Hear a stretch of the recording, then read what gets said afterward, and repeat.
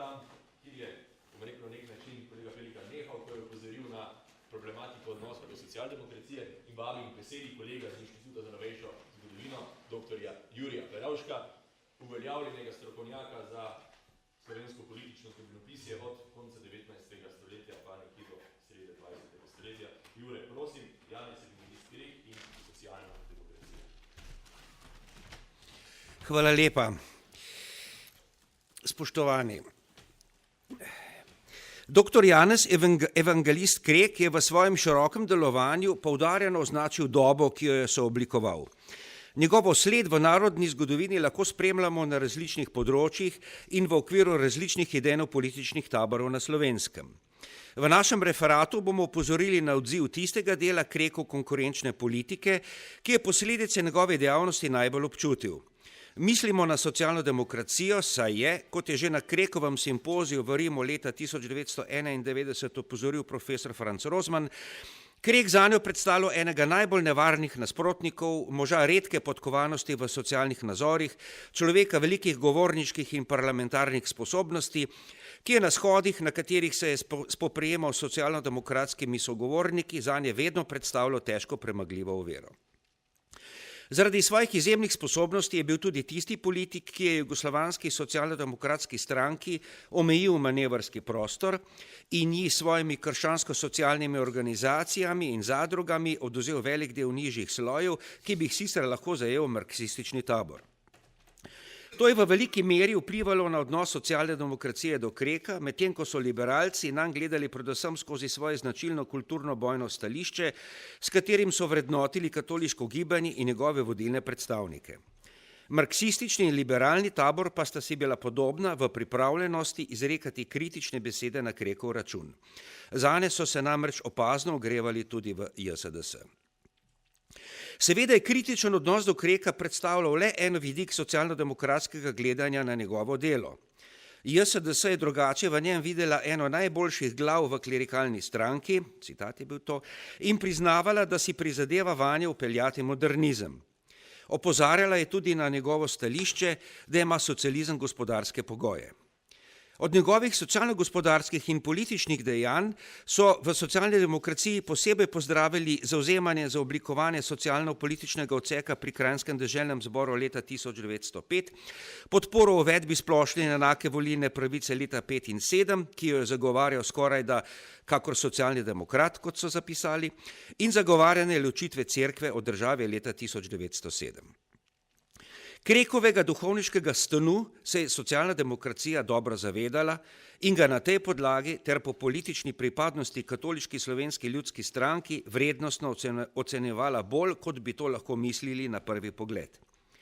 Že ob Krekovem zagovarjanju splošne in enake volilne pravice je bilo med socialnimi demokrati slišati glasno opozorila, da klerikalcem še ne moramo zaupati in da je Krek predstavnik, kot so dosledno pisali, klerikalne stranke. Podobno so pristavili ob Krekovem zagovoru ločitve cerkve od države. Poudarjanje zavezanosti cerkveni hierarhiji in strankarski disciplini je bilo glavni argument, s katerim je socialna demokracija oporekala Krekovim socialno-gospodarskim in političnim stališčem. Njegovi trditvi, izrečeni v državno-zborski proračunski razpravi leta 1907, da se SLS zavzema za demokratično državo, je JSDS nasprotovala s svojo, to je, da SLS zahteva teokratsko, hierarhično državo. Krek bi bil morda za svojo osebo zadovoljen z demokracijo, ki bi gotovo odgovarjala njegovim prirojenim lastnostim, mu je priznal Rdeči prapor. Ampak on tega ne zahteva, ker ne sme. In če pravi, da je njegova stranka za demokratično državo, tedaj govori neresnico. Zamera Kreku, duhovniku, je bila na socialno-demokratski strani velika. Že davno vemo, je poudaril Rdeči prapor, da ima dr. Krek znanja, ki si ga je pridobil tudi iz socialističnih spisov in da zna tudi misliti. Priznali smo mu to že večkrat. Toda za tem priznanjem stoji debela pika. Njegova duševna energija ne hodi za enakimi koraki, kakor njegovo znanje. Kajti, če bi bil dovolj močan v svoji duši, tedaj bi moral ostati v svoji stranki, pa jo postaviti pred alternativo. Ali obvelja to, kar učim jaz v zbornici, ali pa to, kar uganja klerikalna stranka ves čas. Dr. Krek je sociolog, pa tudi katoliški duhovnik in drugi je močnejši od prvega. Dr. Krek morda želi, je prebil Prapor, da bi njegova stranka bila socialna in demokratična, a to mu ne daje pravice trditi, da je. Nekoč pa je bil med klerikalnimi voditelji nedvomno najsimpatičnejša oseba. Delavstvo mu ne more zaupati. Iz idejnih in socialno-političnih razlogov so v socialni demokraciji večkrat zavrnili tudi Krekovo misel, izrečeno leta 1908, da bi lahko tudi marksisti pripadali SLS. Da bi bil socialist lahko političen tovariš ljudi, ki prisegajo na kapitalizem in njegov božji red, je vzkipel Rdeči prapor, lahko Krek dokazuje elemenatarjem, zavedni delavci pa se bodo smejali takemu vabljenju. Interesi posameznih slojev se namreč med seboj ne le razlikujejo, pač pa so si nasprotni. Podobno velja tudi v vprašanju strankarske pripadnosti katoličanov JSDS. Če je katolištvo vera v Boga, Sina Božjega in Svetega Duha, izpolnjevanje prerokov, vera v cerkev, milost in zakramente, potem socialna demokracija takemu katolištvu ne nasprotuje.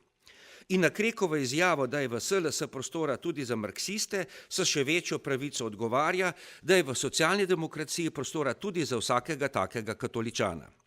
Ni pa v njej prostora za klerikalca, to se pravi za človeka, ki hoče cerkvene privilegije, cerkveno nadvlado, neomejeno gospodstvo duhovništva, duševno silovanje, zlorabo vere v posvetne materialne namene, preganjanje in zatiranje drugače mislečih, oviranje razvoja in napredka, utajevanje znanstvenih resnic in tako dalje.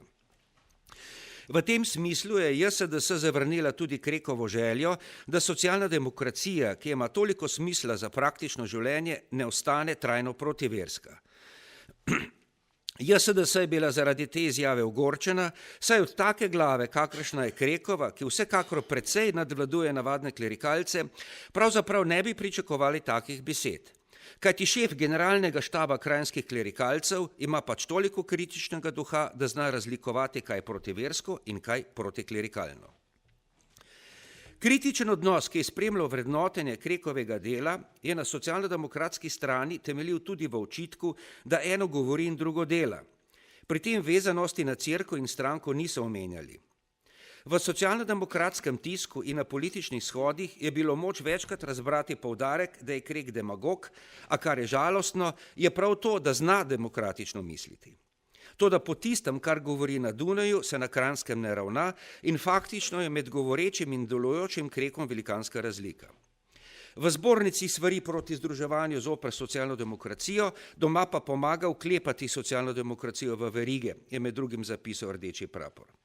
Krek je primer, kako klerikalna politika korumpira človeka, ki bi lahko krčil po demokratični misli, če bi poslušal svoje prepričanje.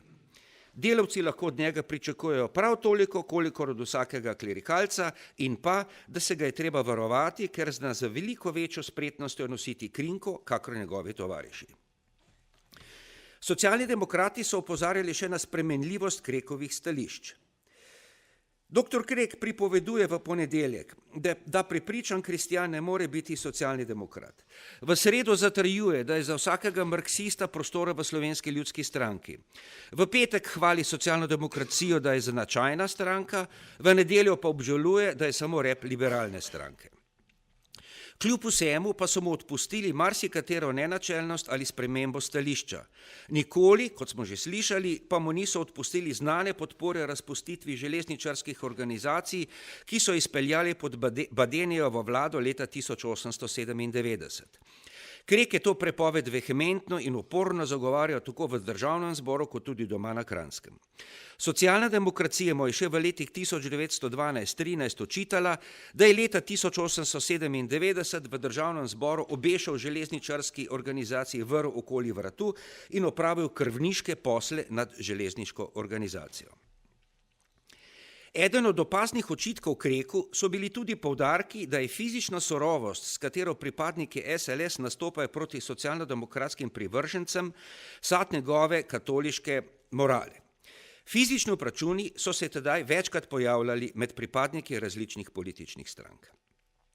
Očitali so mu še, da je na političnih shodih tudi sam nestrpen do drugače mislečih. Sicer pa je sam izjavil, da imajo na katoliški strani pač toliko moči in toliko organiziranega ljudstva, da lahko razbijamo vsak nasproten shod v naši deželi. Ne trdim, je zapisal Slovencu, obvladamo, da si bi se tudi to dalo večinoma doseči.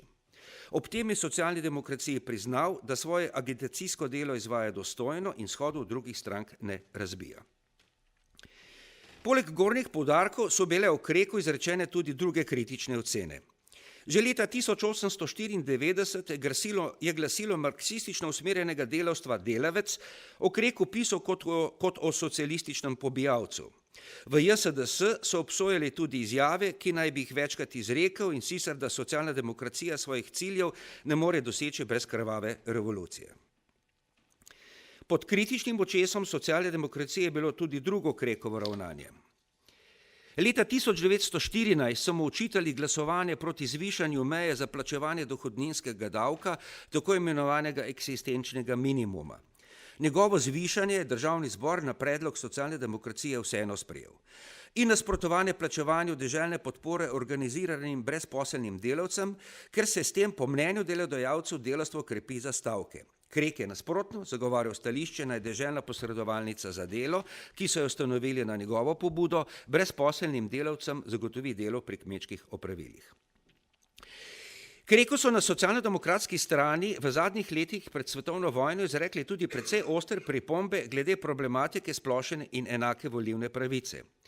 Po državno in deželno-zborski volilni reformi v letih 1907 in 1908 so mu očitali, da je pristal na institut dvojne volilne pravice, po katerem so volilni upravičenci veleposestva, mestne in kmečke kurje še naprej glasovali v svojem starem volilnem razredu in še v splošni kuriji.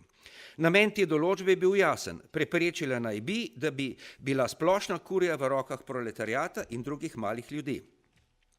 Obdržal se je tudi sistem absolutne večine, ki je bil prav tako v škodo socialni demokraciji, zlasti v nedovolj industrializiranih predelih, kakor so bili večinoma na Slovenskem.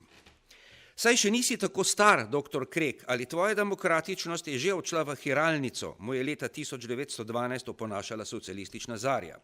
In vprašala, ali je bila vsa tvoja skoraj revolucionarna demokratičnost le ubežna epizoda, ali pa te imajo na vrvici, pa se ne upaš drugače zaplesati kot tako, kakor ti žvižgajo. Take očitke so na socialno-demokratski strani najbolj poudarili jeseni 1913, ko se na zasedanju Kranjskega deželnega zbora Krek ni odzval na predlog poslanca liberalne narodno-napredne stranke Engelberta Gangla, ki je zagovarjal uvedbo splošne, enake, neposredne in tajne volilne pravice ter proporcionalni volilni sistem za deželni zbor. Gangl je ob tem posebej opozoril, da ob sedanjih volitvah volja delavstva ne pride do veljave. Krek je obenem z drugimi poslanci SLS tudi glasoval proti Ganglovemu predlogu. Bil je mož, je v Krekovem ravnanju zapisala Zarja, pa je umrl. Na njegovem mestu je ostal navaden klerikalec. A o njem smo imeli izjemno stališče. Med nami se je pridobil ime pravega naprednega socialnega moža. Mislili smo pač, da je zašel v tabor črnih suken v času, ko človek sam ne more še ubirati pota, ki bi ga rad hodil in o katerem smo mislili, da je zato pri oni stranki, ker je ta stranka močna in najlažje stori kaj resnično dobrega za ljudstvo. Vobče je veljal doktor Krek za nekakega revolucionarja v duhovski obleki ali njegov zadnji nastop v deželnem zboru je dal možu žalosten sijaj. Čas pred svetovno vojno je prinesel tudi znano afero Tajmer. Ljubezenska zveza, ki naj bi jo Krek imel z Dunajčanko Kamilo Tajmer, socialne demokracije ni zanimala in jo je imela za osebno zadevo, čeprav so v njenih vrstah na račun tako imenovane Krekove afere vseeno podali nekaj pikrih pripomb. Je pa socialno demokracijo zelo zmotilo, da je ob aferi Tajmer zrasel politični kapital načelnika SLS dr. Ivana Šusteršiča. In v JSDS so bili zelo nejevoljni, ko je Krek ob Šusteršičevi 50-letnici v Domoljubu in Slovencu objavil slavnostni članek, bizantinski panegerik, kot ga je imenovala Zarja, Šusteršiču v čast. Po njenem ni bil Krekov himnus, ki dviga Šusteršiča nad zvezde, nič drugega kot posipanje skesanega grešnika s pepelom, ki se meče mogotcu pod noge. In ko so še mesece po njegovi 50-letnici na Šusteršičev naslov deževale zaupnice občinskih odborov, ki so bili v rokah SLS, je Zarja ugotovila: tako, kakor je sedaj, pa pomeni vsaka zaupnica dr. Šusteršiču nezaupnico dr. Kreku. Med prvo svetovno vojno, ko so politični boji zamrli, se v socialni demokraciji Kreku niso posvečali.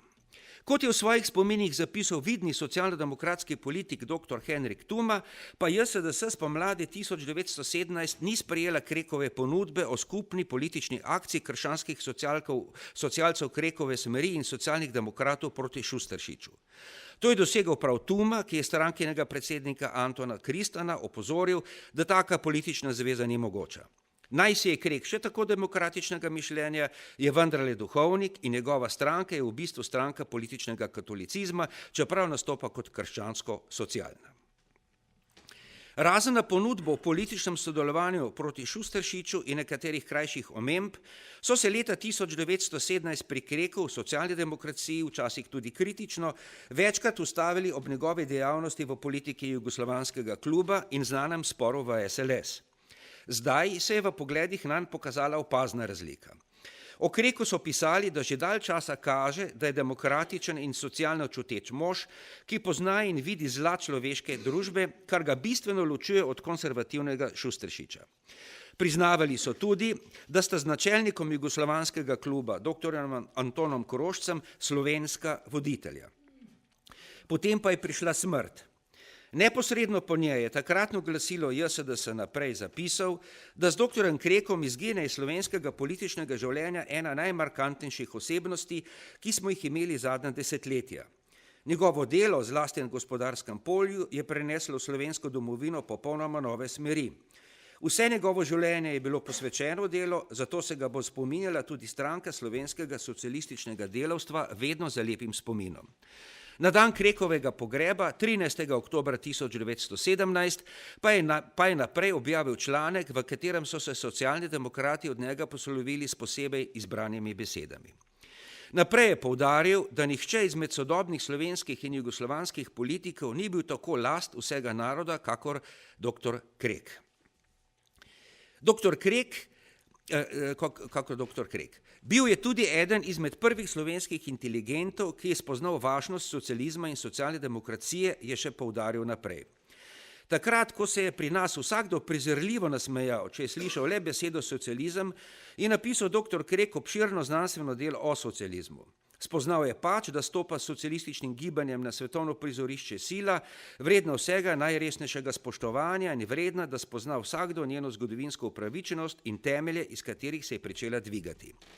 Umrl je mož, velik po svojih zmožnostih, neomadeževanega značaja, mož dela, časten njegov spomin.